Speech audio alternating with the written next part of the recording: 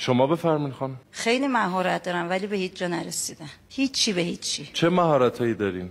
یعنی هر چی که بگید. خب بگین مثلا 4 تاشو بگین. مثلا حالا یه مثال بزنید شما.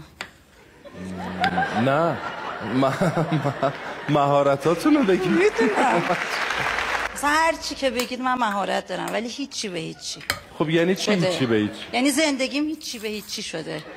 آخه چه به هیچی یعنی همش احساس من به هیچی رسیدم. متأهلی؟ بله. با شوهرتون مشکل دارین؟ نه. آخه من بعد از یه راهی برسم به اینکه هیچی به هیچی یعنی چی؟ با کسایی که اصلا قانونو هیچ نمیدونن. سوء تفاهم نشه ولی اکثرا فکر میکنم قانون شناس نیستن و هیچی نمیدونن. کیا؟ دوره وریا. چه انقدر مجهوله همه چیز؟ من نمیدونم از چه راهی وارد شم.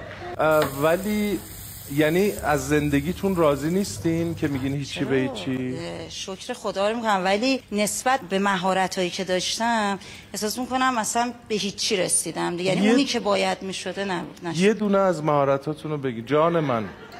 شما خیلی توانگرم در هر کاری. توانگری در هر کاری. نمیگین یه دونهشون اب نداره.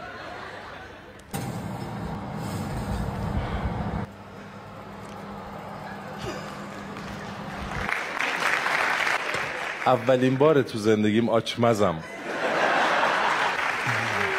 آخرین باری که آچمز بودم 8 سالم بود.